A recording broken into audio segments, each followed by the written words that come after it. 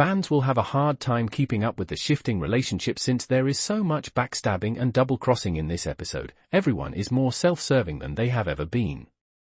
But nothing remains the same after the dust settles. Those who were formerly adversaries are now possible allies, while those who were allies are now fierce rivals.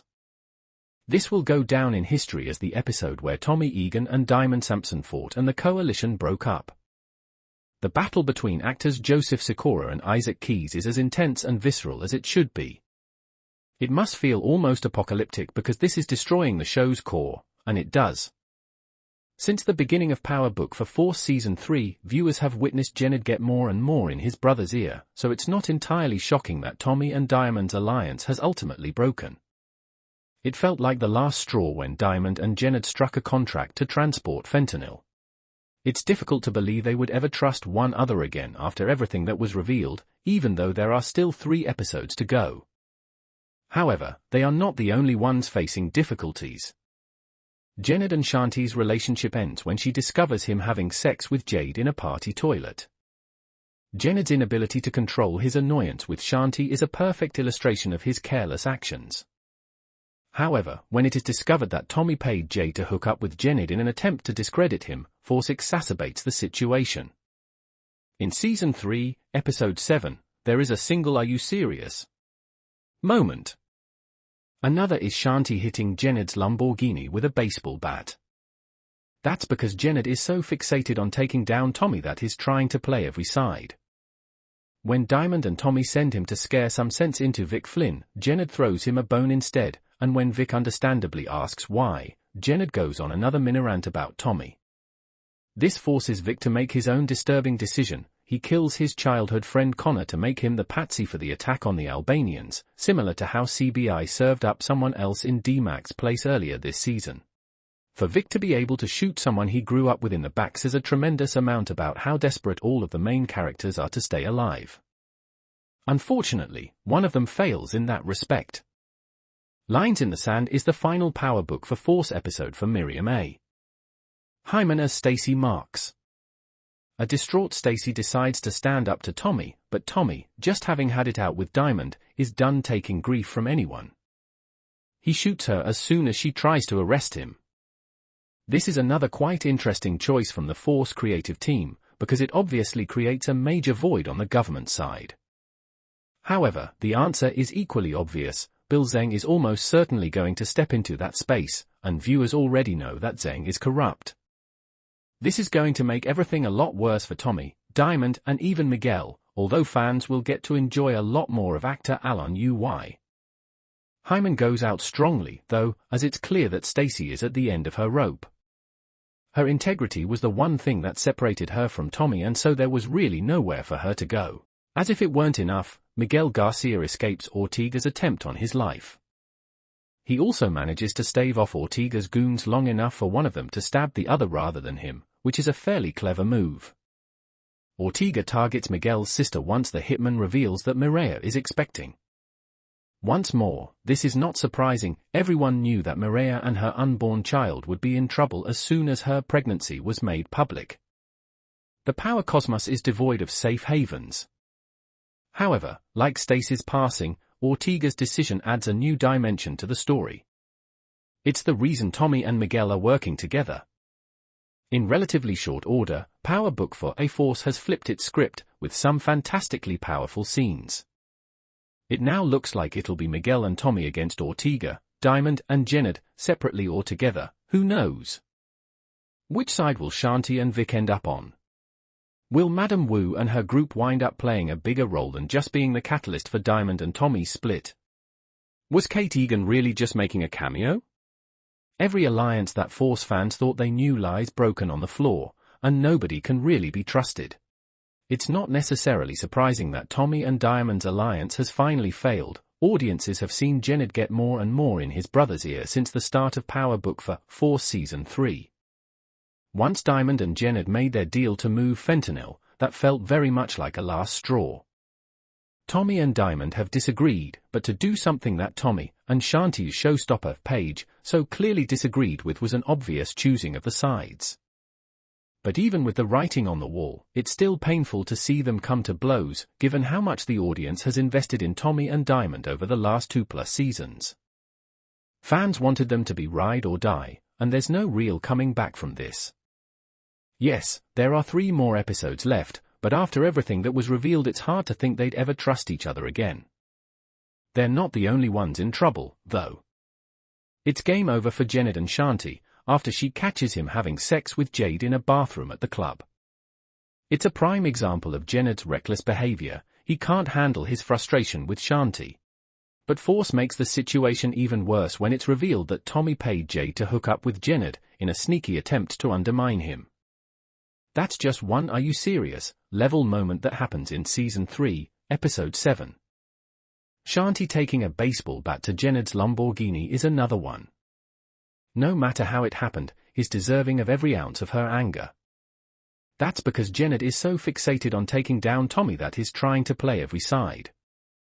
When Diamond and Tommy send him to scare some sense into Vic Flynn, Jenard throws him a bone instead, and when Vic understandably asks why, Jenard goes on another mini-rant about Tommy. This forces Vic to make his own disturbing decision. He kills his childhood friend Connor to make him the patsy for the attack on the Albanians, similar to how CBI served up someone else in D-Mac's place earlier this season. For Vic to be able to shoot someone he grew up with in the back says a tremendous amount about how desperate all of the main characters are to stay alive. For Season 3, Episode 4 has other plot points set up for the middle part of the story. Miguel Garcia's olive branch to his sister is actually just a setup to assassinate Tommy. It feels like a new low for him. Everyone knows he hates Tommy, but for Miguel to use his own sister as an unwitting pawn is brazen. On the flip side, the manipulation Claudia's brother Vic is doing of Ray is starting to feel oddly genuine, maybe because Vic has spent so long getting squeezed by everyone else. But the idea of him getting some amount of happiness is appealing, even if it probably also won't last. The dynamic between Jenard and Shanti is proof of that. He goes to extreme lengths to win back her trust, when Shanti has no hesitation seeking out other business partners.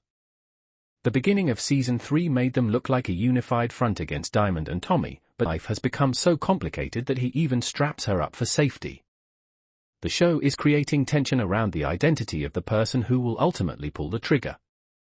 While Stacy is being compromised by a dishonest agent in her task force, he is providing Tommy with information about Stacy. Long before Claudia finds her own way out of prison, her conceit is preparing Elise for a sad exit as she continues to cling to her self-appointed reputation as the White Devil. Another highlight is the increasing hostility between Tommy and Miguel. Tommy and Miguel are more alike than they would like to acknowledge.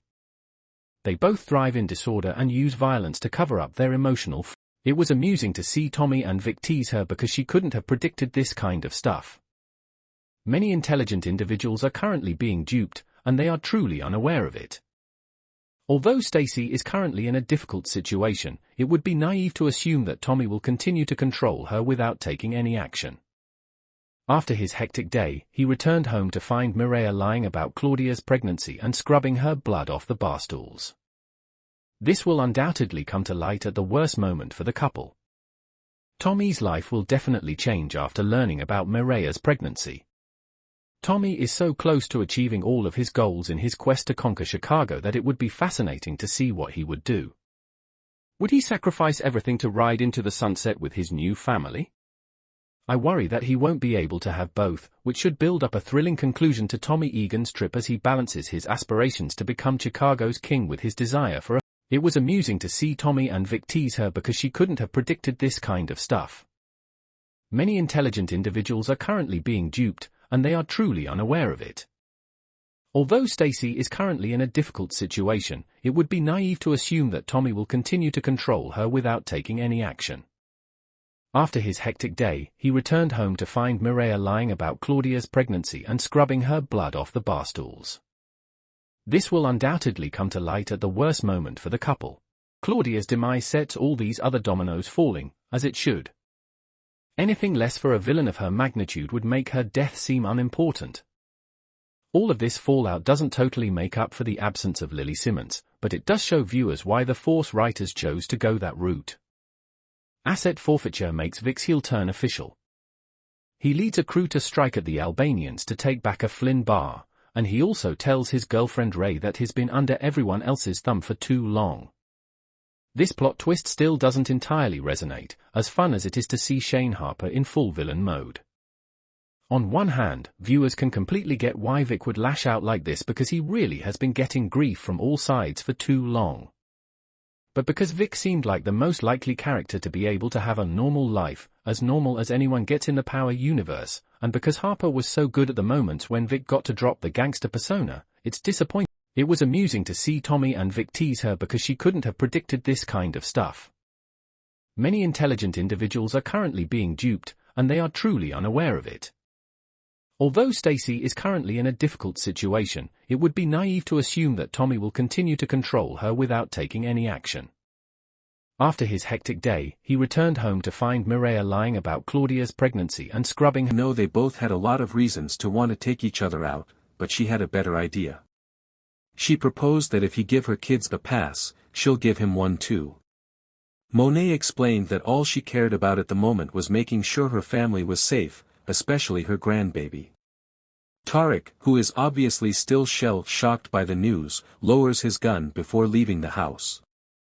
That episode ends with Tariq pulling up to the party/concert Braden put together for No Lie. When they finally catch up, Braden breaks down all the logistics of how their business will run and Tariq is very impressed. When Braden is done, he asks Tariq how things went with the Tejadas. Tariq tells him that he might not drink before he gets into it and also says that needed to hit the blunt Braden was hitting at the moment. As the two sit at the bar, Tariq spots Anya. He walks up and offers to pay for her drinks as he introduces himself. She tells him that she can pay for her own drinks. Tariq responds by saying he could see that but she shouldn't have to. She loved the line and introduced herself. The episode ends with Tariq telling Anya that it's nice to meet her. That boy cold. Power Book 2, Ghost continues to dominate television screens as it approaches its mid-season finale in its final 10-episode run. This spin-off from the original Power series, which concluded in 2020, has garnered significant attention, with Season 4 attracting 6.5 million multi-platform viewers during its debut week on Starz. Michael Rainey Jr. portrays Tariq St. Patrick, the son of James St. Patrick, known as Ghost, a former drug lord and businessman. Tariq, who killed his father in the original series, now navigates a dual life as an Ivy League college student and a drug dealer. Season after season, viewers witness Tariq's attempts to earn his inheritance through education, only to be drawn deeper into a life of crime. He embodies the legacy of Ghost, version 2.0, as per the report by Radio Times. Adding to the complexity, Detective Don Carter, Michael Ealy, enters the fray, determined to bring down Tariq and his associates, including federal agent Angel Young, with ties to Paz and Angela Valdez. The impending threat forces Tariq and his loved ones into precarious situations, testing their resilience and alliances. The Starz app offers streaming for every Power franchise installment, including Power Book 2, Ghost. Fans excitedly await the dramatic finale of this spin-off, which functions as a sequel and a standalone story in the Power universe, as the series gets more intense with each new episode release. Despite the Starz show's lengthy hiatus between seasons, the third season debut does not reassure viewers of its world. The major strength and flaw of Do or Die is that it expects the audience to board the moving train again. However, it is untrue to suggest that the series is complacent.